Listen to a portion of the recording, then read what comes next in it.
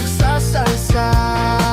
Pwedeng sabihin nyo to sa kanya, ang puso ko'y nahihirapan na. Ano pa ba ang pwede kong gawin na uubra upang maakit siya? Palagay kaya ako na